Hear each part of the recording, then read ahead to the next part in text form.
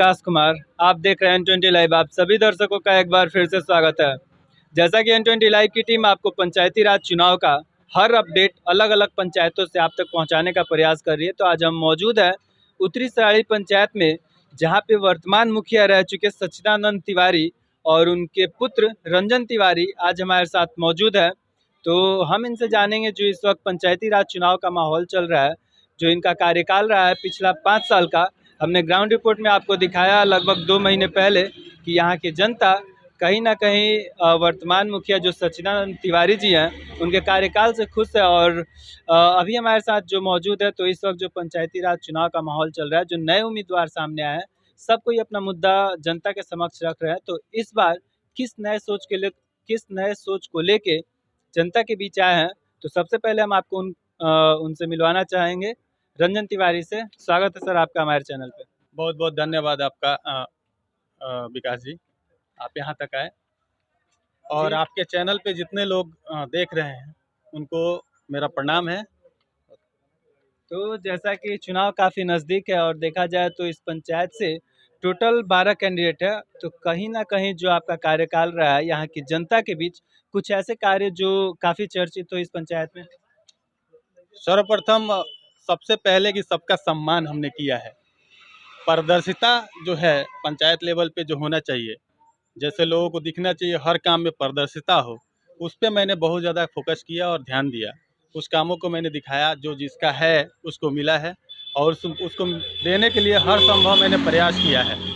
और सारी चीज़ें जो कठिनाइयाँ लोगों को थी, हर पंचायती राज जब से कायम हुआ था तब से लेकर अभी तक जो कठिनाई जो परेशानी लोगों में उत्पन्न हो रही थी, उसको मैंने दूर करने की भरपूर कोशिश और प्रयास किया है और यथासंभव करते भी रहेंगे।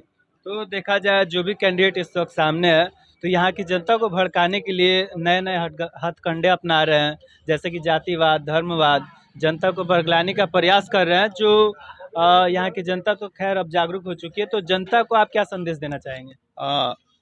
सर्वप्रथम कि हर 5 साल पे ऐसे उम्मीदवार आते रहते हैं और अलग अलग प्रकार की बातें और अफवाहें फैलाते रहते हैं।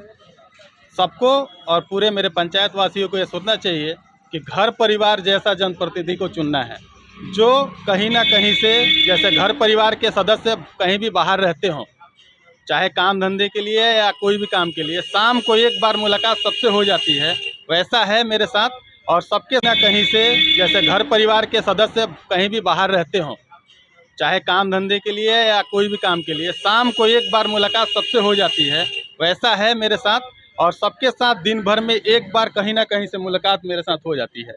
तो मैं जनता से ही निवेदन करूंगा, पूरे मतदाता बंधुओं से ही निवेदन करूंगा कि एक बार फिर से मुझे वोट सपोर्ट करें और सहयोग करें। मैं आपका सदा आभारी रहूँगा। तो देखा जाए तो सभी प्रत्याशी इस वक्त अपना मुद्दा लेके आ रहे हैं, नया सोच जनता के समक्ष रख रहे हैं। तो इस बार आपका नया सोच क्या आपने पंचायत के लिए, और क्या सौगात देना चाहेंगे अगर यहाँ की जनता आपको इस बार सत्ता में लाती है तो? जैसे नई सोच की बात करें तो सबसे पहले कि फिर से और हरदम सबका सम्मान मिलता रहेगा। और दूसरी चीज़, मैं एक बहुत अच्छा चीज़ लेके आ रहा हूँ पंचायत में, जो होगा टोल फ्री नंबर पंचायत के लिए।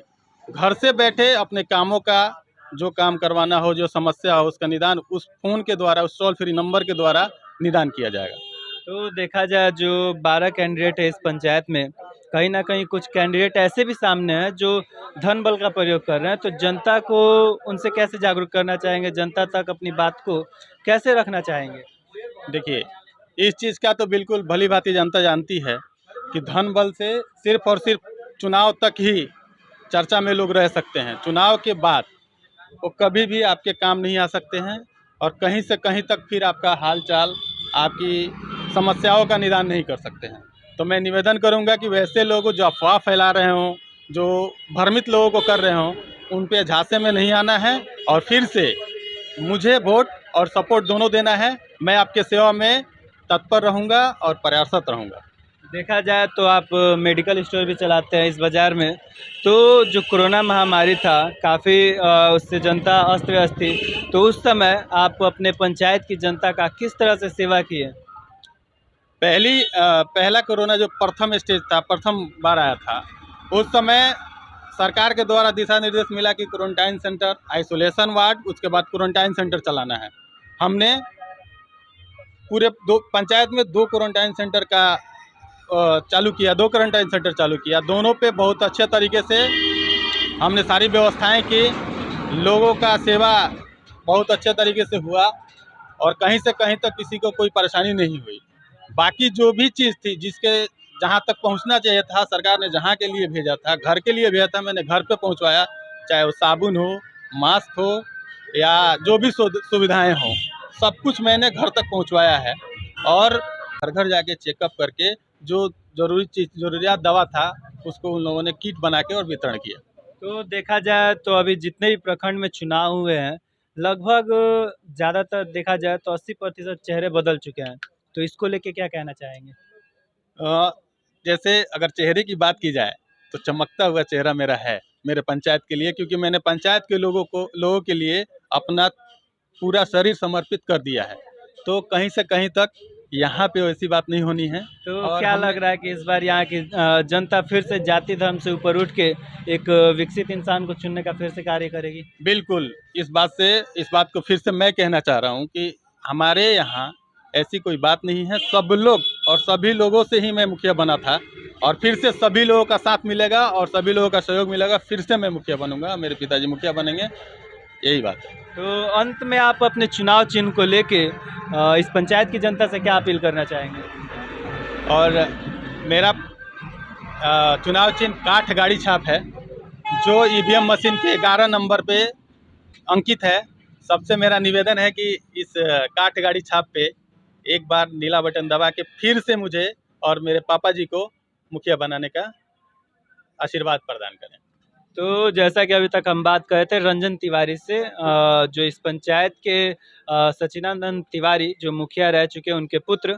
तो कहीं ना कहीं इनका मानना है कि जितने जगह चेहरे बदल रहे हैं, तो जिस पंचायत में कार्य नहीं हुए रहे वहाँ की जनता असंतुष्ट रह रही है, वहीं पे बदलाव का लहर देखा जा रहा है। लेकिन यहाँ की जनता के बीच जो इन्होंने 5 साल अपना समय दिया है, जो यहाँ की जनता का सेवा करते हैं, 24 घंटा देखा जाए तो ये क्लिनिक से भी है, तो यहाँ की जनता का हमेशा सेवा करते हैं। जिस वक्त यहाँ की जनता को सबसे ज़्यादा ज़रूरत थी कोरोना महामारी में, उस वक्त ये साथ खड़े रहे और यहाँ की जनता का हर तरह से सेवा करते आए। उसी को लेकर यहाँ की जनता एक बार फिर से इनको समर्थन दे रही है और फिर से जाति धर्म से ऊपर उठ के यहाँ की जनता एक बार और जो काठ गाड़ी इनका चुनाव निशान है, जो क्रम संख्या 11 पे है, चुनाव निशान है काठ गाड़ी छाप, जो क्रम संख्या 11 पे है। इनका फिर से यहाँ की जनता से प्रार्थना है कि जिस तरह से यहाँ की जनता हमें 5 साल इस पंचायत का सेवा करने का मौका दिया है, आगे भी दे, ताकि हम जिस तरह से 24 घंटा यहाँ की जनता के साथ जुड़े रहते हैं, जो सम्मान यहाँ की जनता को मिलता है वो आगे भी बरकरार रहे और